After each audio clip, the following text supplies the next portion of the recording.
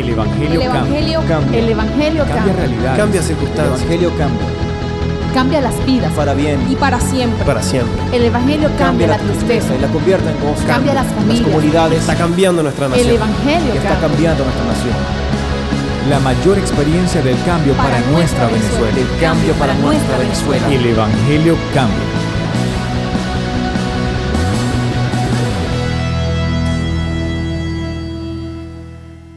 La crisis según Dios. Diga, la crisis según Dios. ¿Por qué según Dios? Porque es que Dios es quien tiene la última palabra. Porque es que la palabra de Dios es la que permanece para siempre. Dice la Biblia que el cielo y la tierra pasarán. Lo que yo diga va a pasar. Lo que usted diga va a pasar. Lo que diga un sabio va a pasar. Pero lo que diga mi Señor Jesús en su palabra va a quedar para siempre. Así que la opinión que más importa es la de Dios. Podemos ir a los mejores filósofos, podemos buscar la mejor autoayuda de gente que puede sí ayudarte, que puede apoyarte, pero nunca igual que Dios. O sea, la forma en que Dios actúa te deja una marca en tu vida, la forma en que Dios actúa nunca nadie la puede superar. Así que para mí, y según el mismo Dios, su palabra vale más que cualquier palabra de otra persona.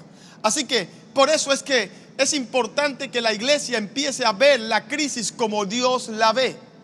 Y dejemos de verla como la ve el mundo. Dejemos de verla como la ven nuestros ojos. Dejemos de verla como la perciben nuestros sentidos. Dejemos de verla como la ven los libros de educación secular. Y comencemos a ver la crisis que viene sobre un país, sobre vidas, sobre familias, como la ve Dios. Pastor, ¿y cómo la ve Dios? Ya vamos a leer Biblia. La Biblia es la palabra escrita de Dios. Es la constitución de nosotros los creyentes. Es la que es lámpara a nuestros pies y lumbrera a nuestro camino. Así que vamos a dejar que ella nos hable y que ella nos enseñe. Así que si alguien dice no estoy de acuerdo, no es conmigo, es contra Dios, porque su palabra es la que vamos a leer y es ella la que nos dice el punto de vista de Dios. Por eso una vez les enseñé, cuando usted piensa viendo la crisis como la Biblia dice y usted lo piensa, cada vez que usted piensa la palabra de Dios, usted está pensando como Dios piensa. Así que si a usted le pregunta, ¿tú puedes pensar como Dios? Usted puede decir sí. No, pero el pensamiento de Dios es más grande que el de nosotros. Claro que es más grande, pero cuando yo pienso la palabra, estoy pensando como Dios piensa, porque Dios piensa la palabra. Así que vamos a dejar que la palabra nos hable y nos enseñe sobre cómo Dios ve la crisis. Porque yo creo que todos podemos coincidir. La crisis es un tiempo de angustia, un tiempo de problemas, un tiempo de pruebas, un tiempo de dolor, un tiempo de sufrimiento, un tiempo de pérdida. Si todo eso es crisis. Pero, y digo tiempo porque la Biblia lo ve como un tiempo. Salomón dijo, todo lo que sucede al hombre bajo el sol es una temporada. Hay tiempo para nacer y tiempo para morir. Tiempo para reír y tiempo para llorar. Tiempo para danzar y tiempo para sufrir. Todo lo que sucede al hombre es una temporada. Algo que la Biblia nos enseña es que la crisis es temporadas que viene. La Biblia nunca dice que es eterna, porque lo único eterno se llama Dios y Jesús. Así que si tú crees que una crisis llegó para quedarse en tu vida, se va a quedar mucho tiempo porque tú así lo ves. Pero si tú ves las cosas como Dios las ve, tú puedes decir, como decía Pablo, esta breve tribulación momentánea, porque todo lo que sucede al hombre bajo el cielo son temporadas. Así que cuando la crisis toque a tu puerta, no importa, muchas veces es imprevista, no te preocupes. Así como llegó, se tiene que ir. No se puede quedar en la vida de los creyentes. ¿Puede decir amén? Eso es lo que la Biblia enseña. Por eso es que la crisis es un tiempo. no es una permanencia, no es constante. Es un tiempo nada más de problemas, de angustia, de dolor. Lo dijo Salomón, lo dice la Biblia, lo dijeron los profetas. Está escrito en la palabra. Son solo temporadas. Lo único eterno se llama Dios y su palabra. Porque el cielo y la tierra pasarán, las crisis pasarán, pero su palabra permanece para siempre. Esta crisis va a pasar sobre nuestro país. Esa crisis en tu matrimonio va a pasar. Esa crisis en tus hijos va a pasar. Esa crisis de desempleo va a pasar. Esa nevera vacía va a pasar. Ese problema que ahora te angustia y que te tiene orando va a pasar. Porque son temporadas. Así que es lo primero que la Biblia nos enseña sobre la crisis. Es esto, que son tiempos, son temporadas. Pero antes que leamos Biblia, le quiero dar dos principios sobre la crisis. Una, que la crisis es universal. No tiene favoritos. Te puede suceder en el trabajo, te puede suceder en los estudios, te puede suceder en la casa, te puede suceder en la calle, te puede llegar un mal momento, te puede llegar un momento de crisis, de problemas, de circunstancias. O sea, la crisis no le viene nada más a los mundanos, le viene también a los cristianos. Es universal, ¿lo puede entender? Entonces, si la crisis es universal, ¿por qué preguntando y por qué a mí me pasa esto? Es una pregunta que no tiene sentido. Le pasa a todo el mundo problemas. Jesús dijo: mientras vivas en esta tierra tendrás aflicciones. Así que es parte de la dinámica de vivir en esta tierra. No nos sorprendamos con la crisis, no nos sorprendamos con los problemas. Mejor busquemos en la Biblia cómo salir de ellos. Es más fructífero buscar en la Biblia cómo salgo de este asunto que estar preguntando ¿y por qué a mí? ¿Eso te va a cambiar la situación? ¿Esa respuesta te va a cambiar la crisis? Eso no lo va a cambiar. Pero si la palabra te alumbra cómo salir de ella, eso sí va a cambiar tu situación. Así que no nos preguntemos ¿por qué a mí? Preguntemos: Señor, ¿cómo salgo rápido de esto? Padre, ayúdame. Señor, dame la dirección. Señor, dame la sabiduría. Señor, ayúdame. Padre amado, sosténme, que mi fe no falte en esta crisis, en este problema. Eso es más inteligente, eso es más sabio. Amén. Así que tiempos difíciles y duros los hay por doquier y le toca a todo el mundo, es universal. El segundo principio que le quiero enseñar sobre la crisis, que es imparcial. No importa si tú tienes mucho dinero o no tienes dinero, igualito te va a suceder. Le sucede al negro y le sucede al blanco. Le sucede al evangélico y al mundano. Al que viene a la iglesia y al que no viene. Al que ora y al que no ora. ¿Me está escuchando? Pastor, sí, y Jesús lo dijo. Al que ayuna y al que no ayuna. Es imparcial, no tiene, no ve si tienes plata o no tienes plata en la cuenta. Jesucristo, hablando sobre esto, dijo: ¿saben? Le decía a sus discípulos: el que oye mi palabra. Por eso es tan importante la palabra, iglesia. Gracias a Dios que usted tiene pastores que le enseñan la palabra. El que oye mi palabra y la guarda. Porque hay gente que la oye pero no la guarda. En los momentos de crisis busca ayuda del psicólogo, busca ayuda de las redes sociales, busca ayuda del vecino, del consejero, del otro de aquí, pero no busca la palabra. Así que Jesús dijo: el que oye mi palabra y la guarda, os indicaré a quién es semejante. Semejante es un hombre que fundó su casa sobre un cimiento estable, sobre la roca. Y vinieron vientos. O sea, estamos hablando de una persona que oye la palabra y la guarda. Estamos hablando de una persona que teme a Dios. Pero Jesús dijo que esa persona que teme a Dios, que esa persona que ora, que esa persona que guarda la palabra, le van a venir tempestades, le van a venir vientos, le van a venir situaciones, le van a venir tiempos de crisis. Por eso es que es universal la crisis. Pero ¿qué dice Jesús? Y soplaron con ímpetu contra esa casa y no cayó porque estaba fundada sobre la roca. Pero había también alguien que fundó su casa sobre la arena, el que oye la palabra y no la guarda. Y vinieron vientos, y vinieron huracanes, y vino la crisis, y sopló con fuerza contra esa casa, contra esa familia, contra ese país. Por eso es que la crisis es universal. No importa si oras o no oras, te va a venir. Hay gente que me dice: pastor, si estoy orando, si estoy ayunando, ¿por qué me vino esto? Leamos la Biblia. ¿Acaso Jesús dijo que no vendría sobre el que guarda la palabra?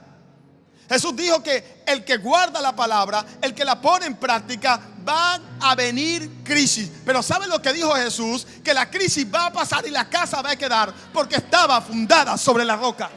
¿Por qué va a pasar? Porque la crisis es temporal. Diga, es temporal. Pero aquel que no estableció su casa sobre la roca de Jesús, sobre la palabra, sobre los valores y principios del cristianismo o de Cristo, ¿qué va a suceder? Cuando viene la crisis, pierde el matrimonio. Cuando viene la crisis, pierde los hijos, pierde la familia, pierde todo lo que tenga que perder. Y es como dijo Jesús: grande su pérdida. La crisis se quedará en él. La crisis se llevará su vida. La crisis se llevará a sus hijos. La crisis se llevará a su familia. La crisis será permanente en él. Pero en aquellos, gloria a Dios, que está fundado sobre la roca que es Cristo, vendrán las crisis, pero la crisis pasará porque está fundado sobre Jesús. Así que este es el punto de vista de la palabra de Dios sobre la crisis. Te va a venir la hora de la prueba. Te va a venir situaciones, muchas de ellas imprevistas. No es importante. Hay gente que provee para una crisis, se las buscan. Pero hay gente que no se las buscan y le llegan. O sea, va a llegarte. No importa si tú lo mereces o no lo mereces. No importa si le abriste la puerta o no se la abriste.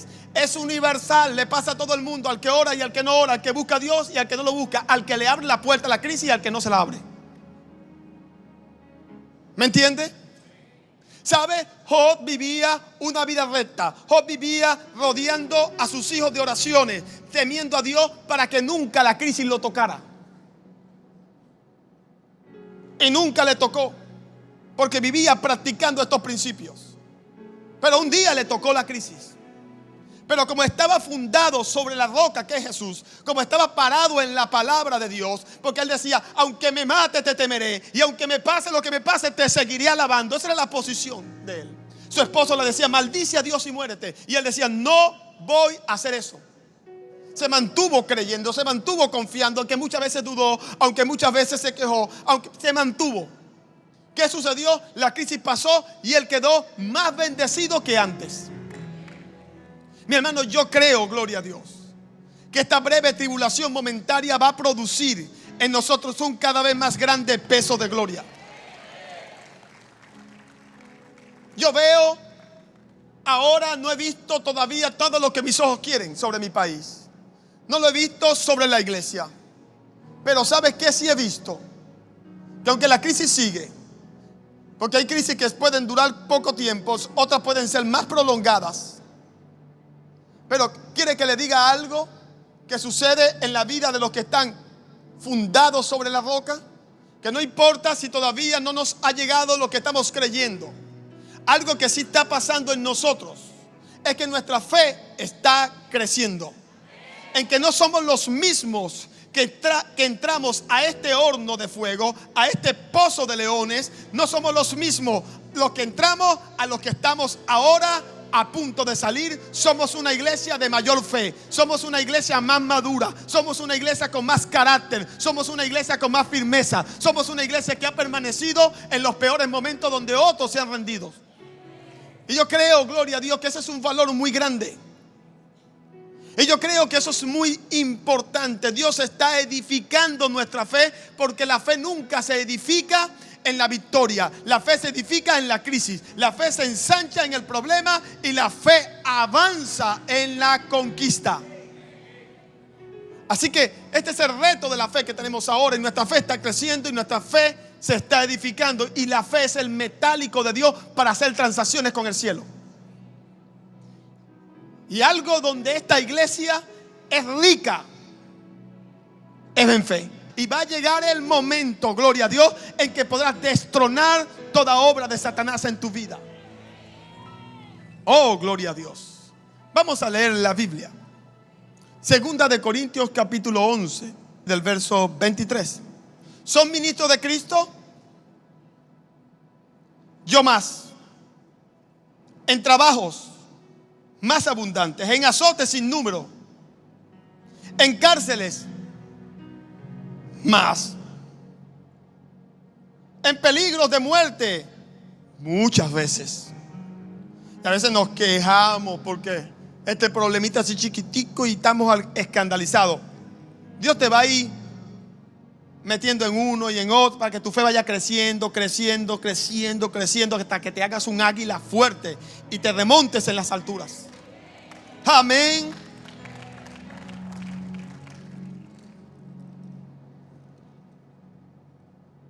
De los judíos 5 veces he recibido 40 azotes menos uno. 3 veces he sido azotado con varas, no con látigo, con varas. 1 vez he sido apedreado. 3 veces he padecido naufragio. En camino muchas veces. En peligros de ríos. En peligros de ladrones. En peligros de los de mi nación. Peligros de los gentiles. Peligros en la ciudad.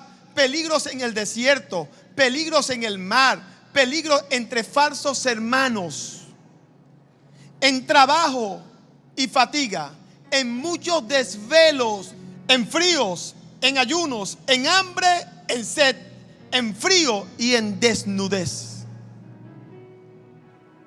Pero Pablo está hablando de temporadas. Temporadas que vinieron sobre él, pruebas, crisis que vinieron sobre él. Y él está diciendo: yo soy un apóstol y me pasaron estas cosas. Y además de otras cosas, lo que sobre mí se agolpa cada día, la preocupación por todas las iglesias. Encima de todas esas persecuciones, era la preocupación que él tenía, porque Satanás siempre estaba sembrando intriga, sembrando aquí, sembrando allá sobre las iglesias. Y eso a él también lo cargaba y le preocupaba. Así que podemos ver cómo Pablo pasó por numerosas crisis: de frío, de desnudez, de hambre, de sed, de persecución, de azotes. Y usted podrá decir: pastor, ¿y qué salió de bien todo eso? ¿Sabe que la epístola de Filipenses la escribió Pablo estando preso? ¿Sabía eso?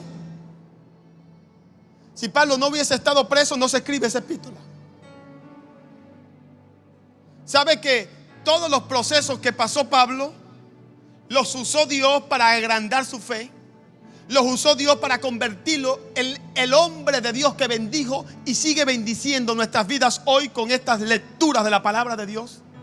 Sabe que todos esos procesos ensancharon su fe. Sabe que todos esos procesos le enseñaron a buscar a Dios. Sabe que todos esos procesos le dio el tiempo a él de ponerse a meditar la palabra y de escribir estas epístolas bajo la inspiración del Espíritu Santo. Porque si no hubiese estado preso, hubiese estado cambiando de lugar en lugar, predicando este evangelio, y no le tenía tiempo de escribir epístolas para las iglesias. Y Dios tuvo que, darle un stop y permitir, gloria a Dios, que estas cosas pasaran sobre él para edificarnos hoy a ti y a mí. Porque a los que aman a Dios, todas las cosas les ayudan a bien.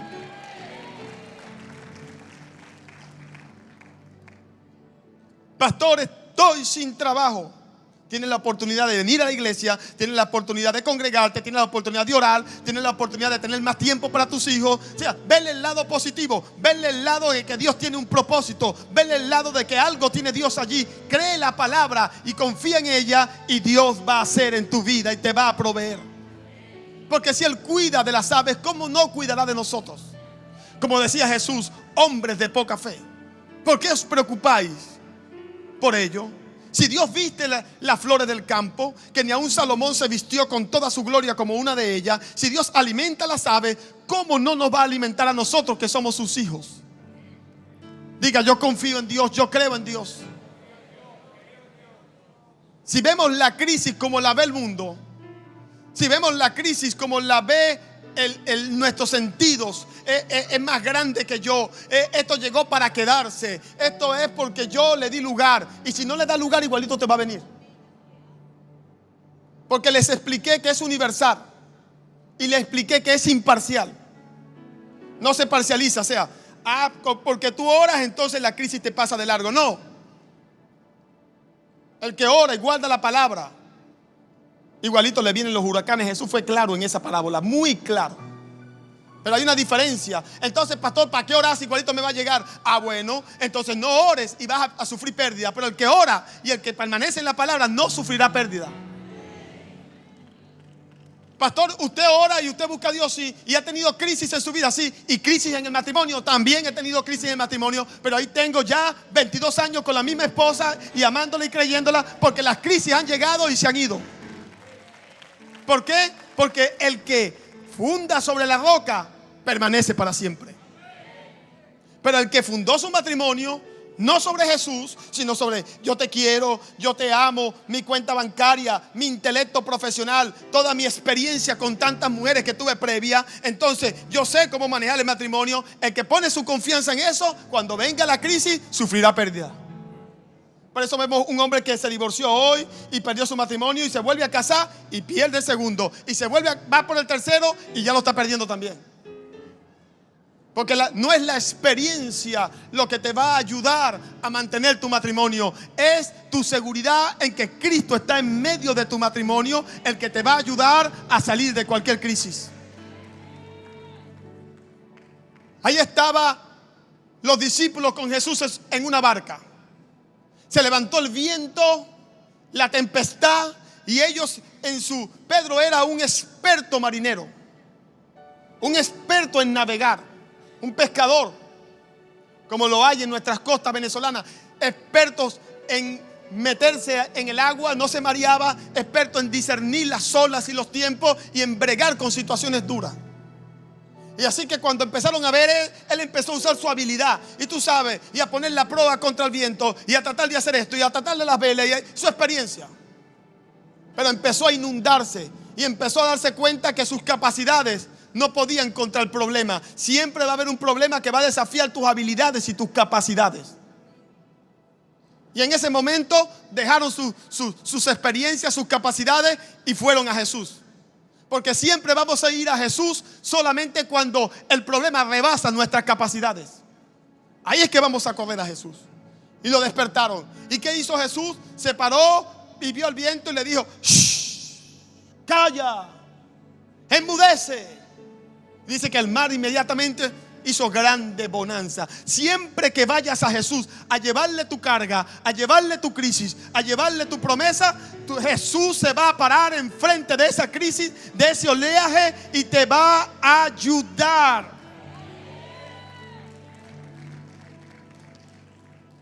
Porque solo tú tienes palabras de vida. Por eso Jesús dijo: separado de mí, nada. ¿Cuántos creen eso? Nada. Pero absolutamente nada podemos hacer separados de Él. Salmo 42, acompáñeme por favor. Mira este episodio del salmista.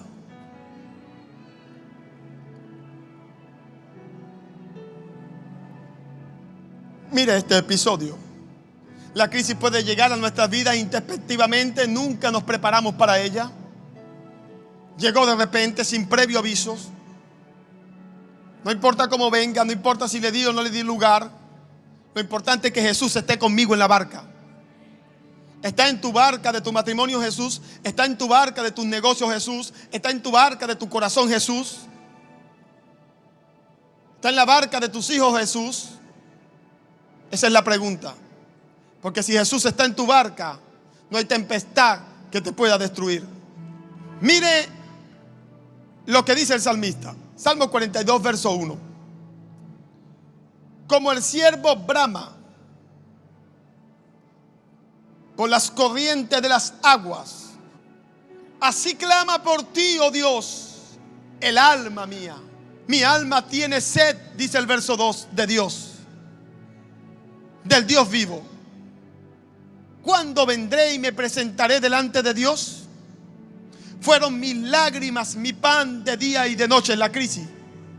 Mientras me dicen todos los días, ¿dónde está tu Dios? Porque nunca el diablo te va a decir dónde está Dios en la victoria, en la celebración, en la unción. Cuando sientes la presencia de Dios y Dios te da una palabra poderosa, ahí el diablo no te va a hacer dudar de Dios. El diablo va a quererse hacerte dudar de la existencia y del poder de Dios. Es en medio de la crisis, es en medio de cuando estás afligido, es cuando no sientes a Dios y es cuando no ves a Dios. Allí el diablo te va a hablar y te va a decir, ¿dónde está Dios? ¿No te lo ha dicho a ti? A mí me lo ha dicho todas las veces que he estado así. Todas las veces que estoy orando y no siento la presencia de Dios, el diablo me dice, Dios no te oye. Porque su trabajo es mentir, robar y engañar. Pero yo me voy a la palabra y yo creo la palabra, que Dios oye a sus hijos y que Él es premiador y galardonador de los que le buscan. Y yo creo eso. Y el justo vivirá por su fe. Fueron mis lágrimas, mi pan de día y de noche. Y aparte de todos los problemas, aparte de la crisis, el diablo diciéndome y diciéndonos dónde está Dios. ¿Dónde está la palabra de Dios que dijo que vienen días de gloria? ¿Dónde está? Dios no te dijo que venían días de gloria. Dios no te dijo que te iba a ayudar.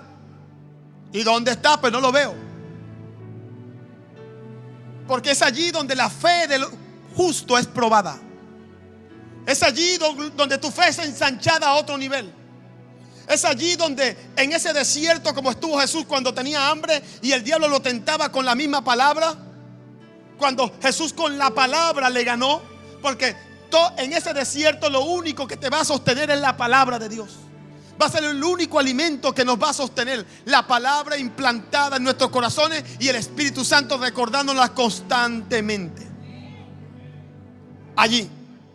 Y si decides aferrarte a esa palabra, vas a vencer, vas a prevalecer y vas a reprender.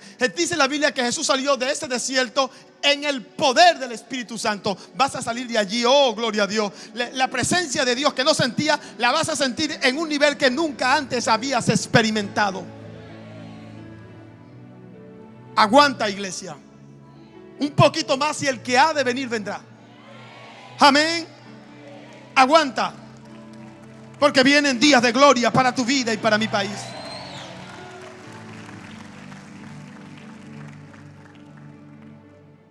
Y están ahí el diablo y están ahí algunos cristianos diciéndome, ¿dónde está tu Dios? Me acuerdo de estas cosas y derramo mi alma dentro de mí. Que si nos ponemos a pensar en el problema, si nos ponemos a pensar en la dificultad, si nos ponemos a pensar de todo el problema, ¿sabe qué va a hacer? Vas a derramar tu alma. ¿Sabe? Yo veo la cruz allá al final y se ve, pero mientras más lejos está esa cruz, más pequeña se ve.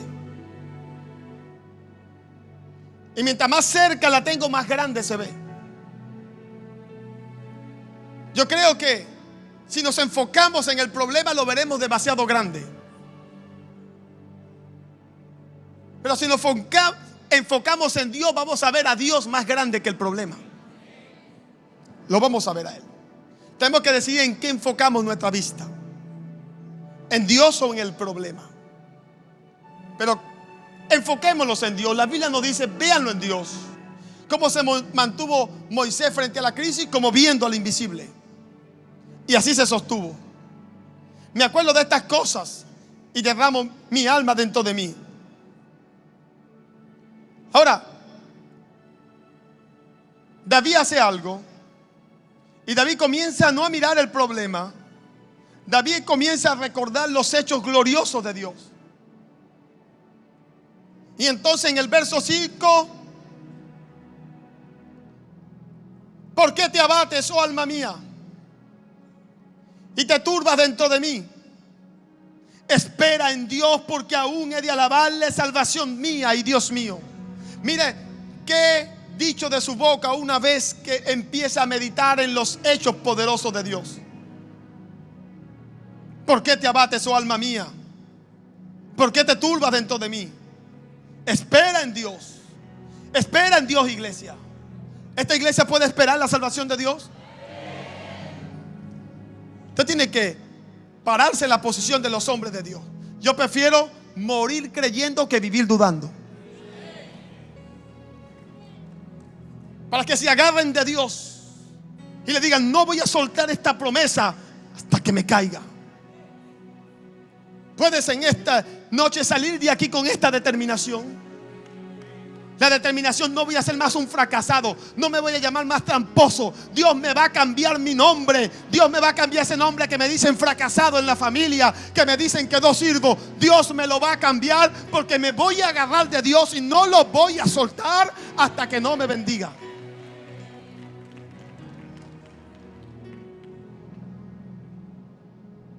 Verso 11. Aquí termina el salmista: ¿por qué te abates, oh alma mía? ¿Y por qué te turbas dentro de mí? ¿Por qué tienes estos pensamientos de irte de la iglesia? ¿Y por qué tienes estos pensamientos de abandonar a Dios? ¿Y por qué tienes estos pensamientos? Porque si esperas, vas a alabarlo como tu salvación y como tu roca. Pastor, porque yo me voy porque ya estoy decepcionado de Dios. He orado y no lo he visto. Yo me voy de la iglesia, me voy de acá. ¿Sabes? El mundo te ha decepcionado miles de veces. ¿Y por qué no te vas del mundo?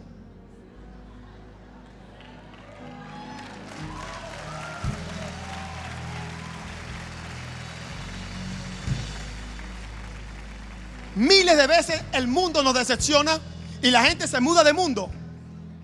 Me voy a mudar para la luna, me voy a mudar para Marte porque el mundo me ha decepcionado. No, la gente no sabe, pero de la iglesia se quiere ir. Y de Dios se quiere alejar, porque es que no le ha dado la cosa en su tiempo. Espera, espera, y verás la salvación de Dios. La verás. El Evangelio cambia. El Evangelio Cambia cambia. realidades. Cambia El circunstancias. Evangelio cambia. Cambia las vidas. Para bien. Y para siempre. Para siempre. El Evangelio cambia la tristeza. y la convierte en gozo. Cambia las familias. comunidades. Está cambiando nuestra El nación. Evangelio Está cambia. cambiando nuestra nación. La mayor experiencia del cambio para nuestra Venezuela. El cambio para nuestra Venezuela. El Evangelio cambia.